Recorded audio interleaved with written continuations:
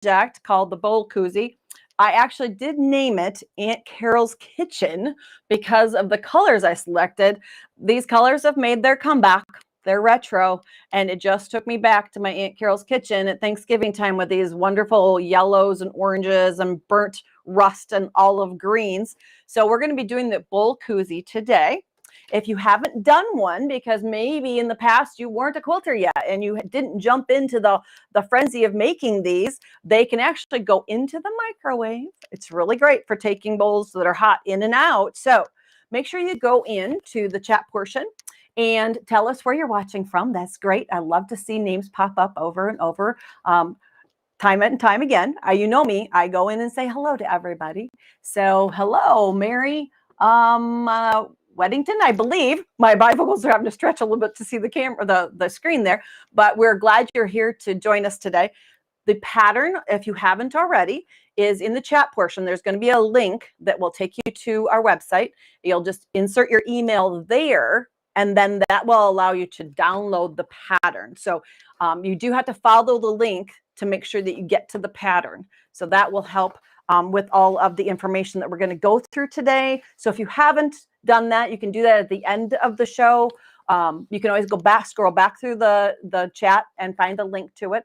Or and then you can take notes as we go through the process in case there's something that you want to make sure that you remember important to making this. So we have a pattern. This is a couple pages long. And then at the end, there is a template for the shape. Now, there's going to be two options here, but if you decide to cut your own, that template has to be printed an actual size. And I've put on the little 1-inch square double check. So as you print it, you want that to measure 1 inch, that little square to measure 1 inch. So these will be the appropriate size. If it comes off by just a tiny amount, your bowl koozie would be just a little bit smaller, but no fear, it still will work out. If it's well off this mark, you may want to go back and make sure that your printer is actually sending it in the proper size, actual size to print.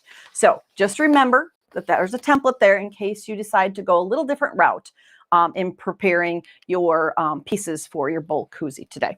So Aunt Carol's Kitchen, let's get into the instructions and materials that we need for this. Let's see, we have a question. Hello from Myrtle Beach. Wonderful. We're glad that you're all watching from Wisconsin, from Myrtle Beach, South Carolina. We've got a portion of the country. I know our Canadians will chime in because we have a lot of Canadian quilters. And as we're going through here, we got Kansas, we've got Alabama. We're waking up the country, and we have an international one that if that was in translate, I would know what country you're from. Darn, it's in symbol form and I can't read that. So the pattern is in the chat. So make sure that you see that the link there for the pattern, and we will get into the materials that we need for, we have somebody from Norway. So we've gotten across the ocean. That's great. This pattern actually just calls for 2 fabrics. You could use one if you decided. Let's take the bowl out there.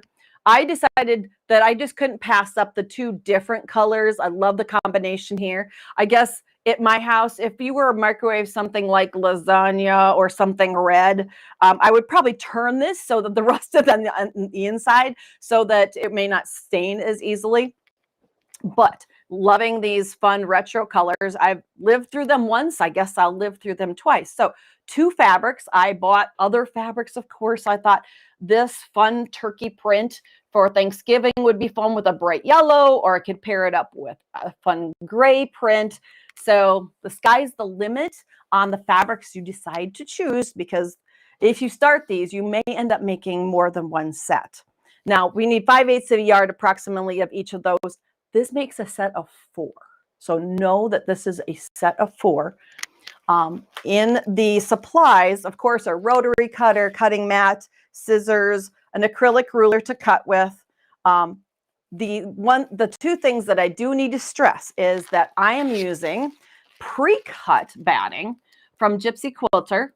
This is not a promo for them. It just happened to be that I've always wanted to make these, but didn't really want to cut my own battings. And I found these at a quilt show this fall. And, you know, when you go to a show, you always are looking for that one thing that you haven't tried yet, or it says that makes the project a lot more fun and easy. And this just happened to be the project of the thing that spoke to me. So these are from Gypsy Quilter. They are pre-cut battings, 100% cotton.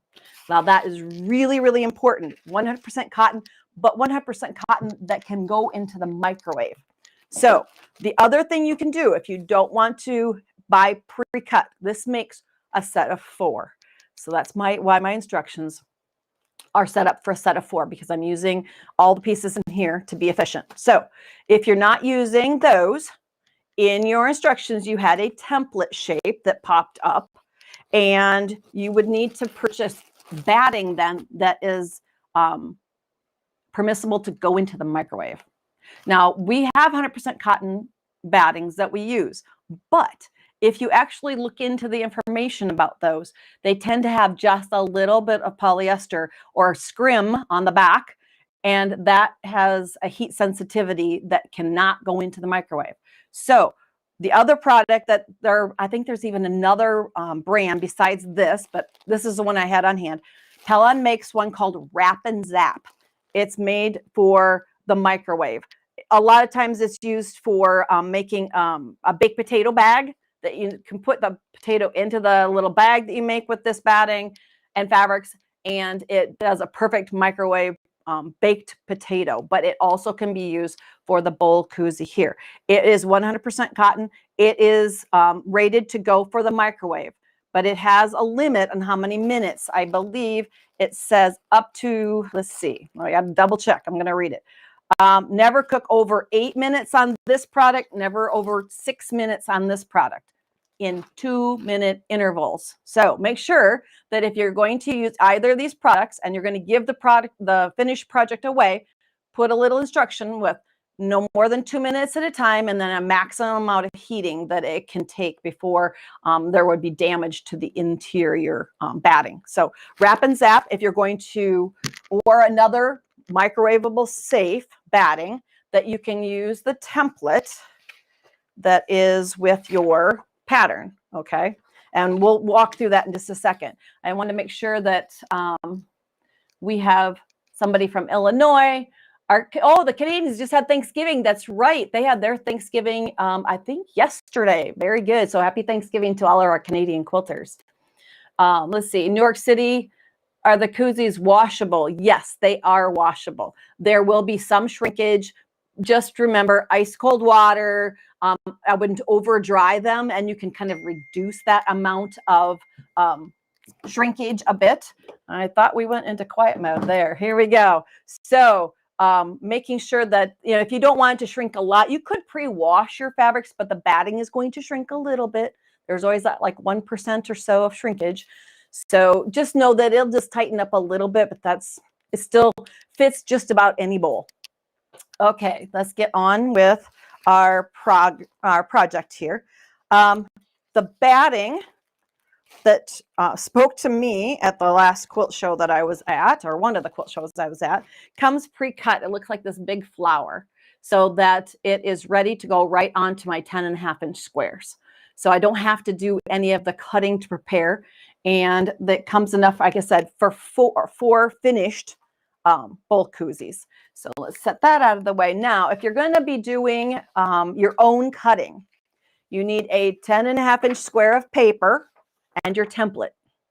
You're going to take, and this is scrap paper, you need to fold it in half and in half again. Your template says that on those 2 short sides that it needs to go along the fold.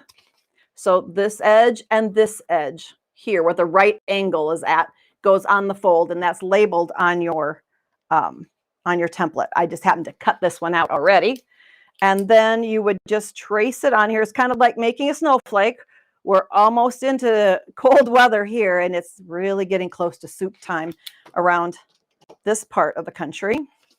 Then we would simply just cut and cut. And I know there are people who are probably cringing because I'm using my scissors on paper. just a little bit, never hurt. These have such a sharp edge blade, I would never worry about them dulling. They are nice and sharp. Okay, so there's your shape. And then you will transfer that to your batting pieces.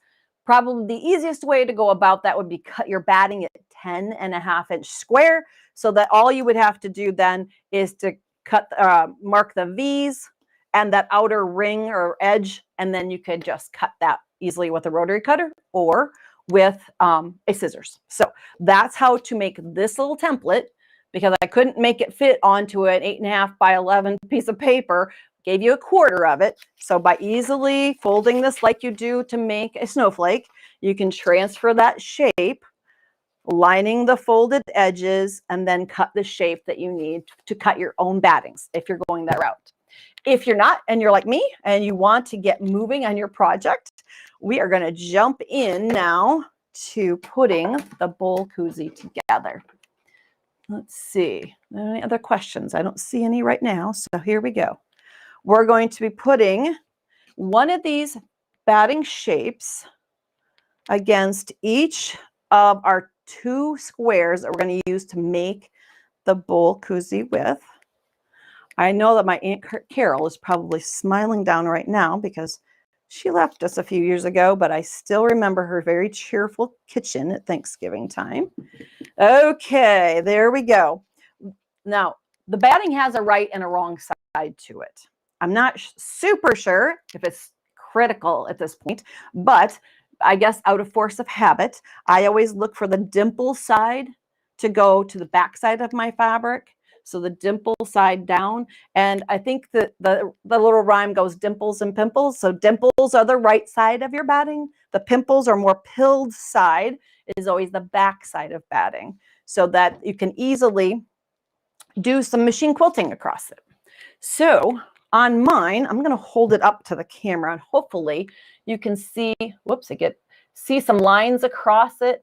Or if I hold the back side there, the shadow lines will give you a better indication of how I quilted mine.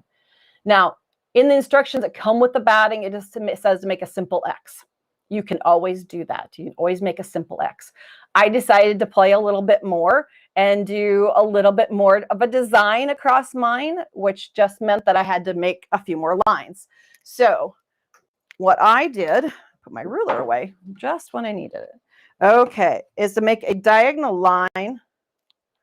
And the exactness of this isn't that important because it is a bowl koozie. It's not like I'm making a heirloom quilt.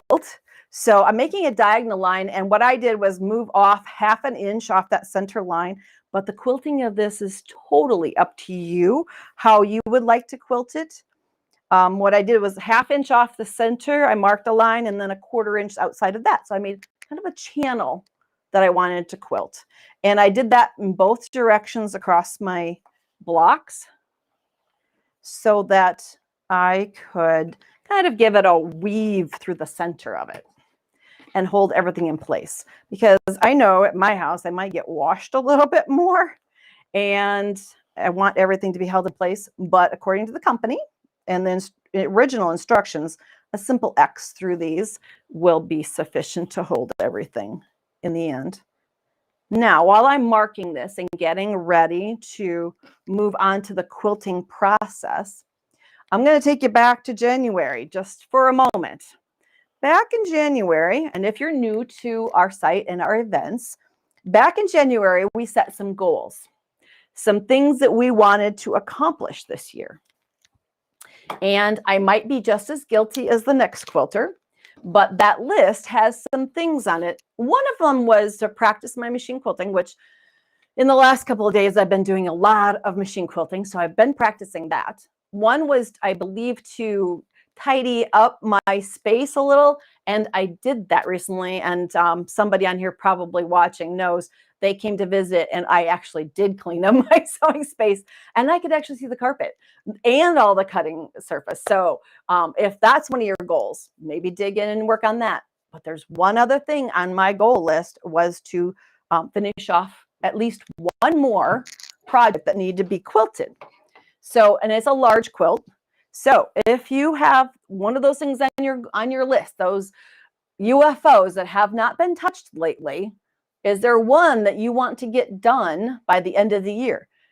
So challenge yourself, pull that UFO out, that thing you know you want to finish, get it done and post a picture for us. We'd love to see what you finished. So I'm going to go ahead and do the machine quilting on this. Let's see, I'll get my needle in the right place and figure out what we got going on here. Let's see.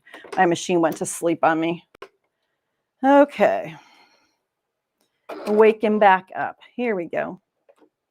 Now, for the machine quilting on this, because this is a very large piece and we aren't putting a backing fabric here, it's kind of a small sandwich. And I think that at this point, you won't have to worry. Oh, my cup got in the way. That's my problem here. Let's see.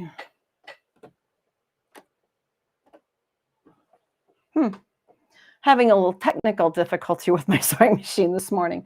I wonder what is going on here. Let's see if we can get to the correct screen.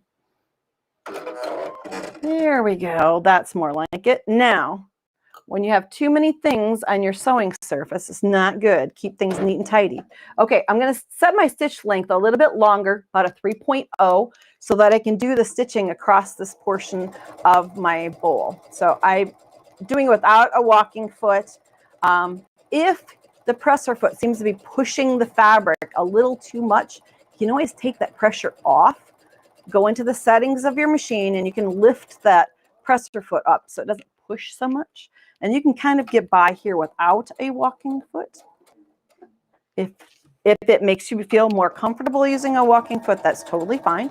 You could even do free motion quilting on a piece like this. If you like working on small pieces, this would be a place you could play. You wouldn't have to do you don't want to do very dense quilting just because this needs to be turned. We don't want it to be too stiff. So I would maybe practice like a simple meander or something like that. Okay, a couple more lines, and then we're going to do the trimming portion here and move on to shaping our bowl. The nice part about this is that you can do something that looks like you worked really hard to create, and your friends will all be like, wow, you worked on this project, you did so much work, and you gave me something personal. And those are always the best gifts to give. These would make some really great bridal shower gifts, maybe a gift for that college student that's in his first apartment somewhere, that anything you can use in the microwave with limitations, of course, and instructions for them is probably a good thing. Okay, I'm just going to do a railroad across this one for now, and I can go back later at some point if I want to quilt more. But what we're going to need to do is we need to cut the shape here. So we're just going to go back with the scissors. You could use a rotary cutter and just kind of freestyle cut. You can use the scissors. Just cut away the excess portions of fabric here. You can cut it away early, or you can. The other way to do it is to pin match. So this is just like an old-fashioned dart. If you are a garment sewer, if you've done any sewing, if you have not, this is the process. We're putting right sides together. We're putting a pin in right next to the batting, where the batting edge is trimmed, and then a pin across the way. So we are right at the edge of the batting here and on the front side, matching that up. Once I match that, then I want to go down to the tip of the dart and put a pin there. Now in garment sewing, we would have the batting, everything would be all one fabric and probably would be a second layer maybe, and we'd follow right along that edge. But what we're going to do is put a 1/4 inch seam allowance there. And trim some of those threads off. We're going to move over to a 1/4 inch seam allowance for those darts now, so that we can get the shape of our koozie so it surrounds the bowl as we put it in there. When you get to the tip of the dart, right before you drop off the fold, do a little reinforced stitch there. It doesn't have to be a long back stitch. It's not going to get a lot of tension on that seam.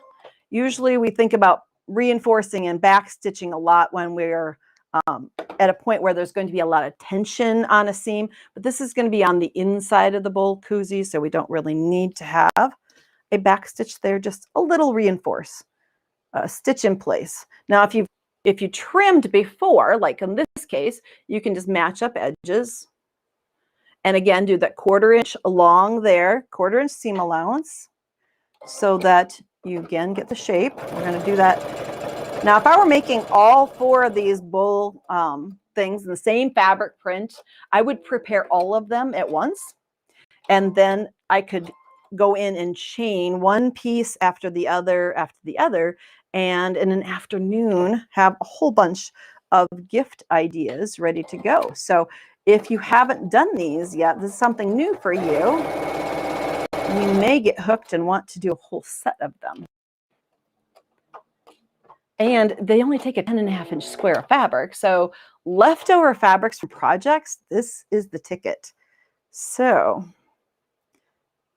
last one to get the shape here. Do we have any questions yet? Someone's asking about my sewing machine. The model that I have is the Brother Innovos QC 1000. That's a big mouthful. So Innovos QC 1000. It's a little bit older model.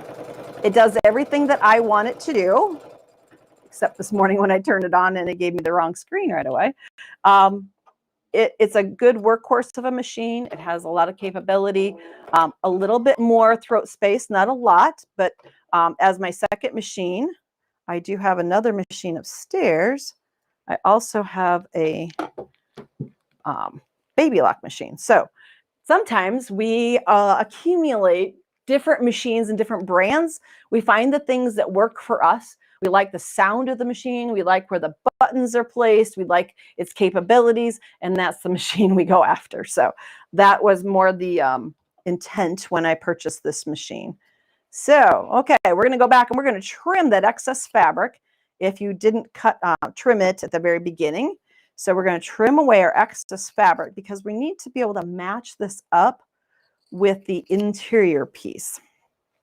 So we have 2 layers. And they're both prepared in the same manner. Okay, I'm going to trim that outside edge. You could use a rotary cutter. If you don't like using scissors, you can use a rotary cutter and just freestyle trim that outer edge. You don't have to have a ruler to hold in place. It's just as easy to just guide your blade right along the edge of the batting so that you have the shape. Now you can see where my quilting lines are on the bottom of there. You can see where my darts on the side create the shape. So we've got all 4 of those. That you don't need to trim seam allowances. They're just a 1/4 inch seam allowance there. And it kind of sits by itself already. So on this one, I'm going to skip the quilting. I'll go back later and do that. I'm just going to do the shaping so we can put it together. Do we have any other questions? Let's see. I have to find the, we got people watching from all over. This is fun. I believe that the battings would be available online if you want to purchase the, from Gypsy Quilter, the pre-cut battings. Your local quilt shop may also carry them. I would look for them or to purchase the Wrap and Zap brand of batting that you can use in the microwave so that it's safe to use. Don't use up those last pieces of 100% cotton batting you have and you don't know for sure what brand they are. I've heard of too many bad stories happening, so make sure that whatever batting you decide to choose, whether it's the pre-cut or another brand made for the microwave, make sure that it's microwave safe. We don't want to start any fires for Christmas or damage anyone's microwave. The other thing to double check is your thread. Your thread also needs to be 100% cotton. Now, there are quilters, and many of you are of the mindset that 100% cotton everything when you're making your quilts. But there are others of us who sometimes will purchase a thread in a color that we want to match for our quilting, and it may have some polyester in it. So make sure that the thread that you are using is also 100% cotton. Cotton has that natural resistance to heat, and so that's why the setting on your iron, the hottest setting, is a natural fibers. It's cotton and linen, not polyester. If you want to go into horror stories, I do remember being a kid and having my mom tell me, "Oh, go set the iron. We need to press something before we leave for an event." So I went and turned on the iron, and she needed it hot. So I turned it all the way up to hot. And then I thought, well, I can iron this myself. I must have been maybe all of 7 years old. And any of you who are in the same generation as me will remember the little polyester shorts and tops that matched, where you had like a bright yellow shorts and then a yellow and white 100% polyester little striped shirt that went with it. Yeah, I melted a hole through that shirt. So I know hot irons do not go on polyester, and that therefore polyester thread doesn't go in the microwave. So lesson learned at a very young age.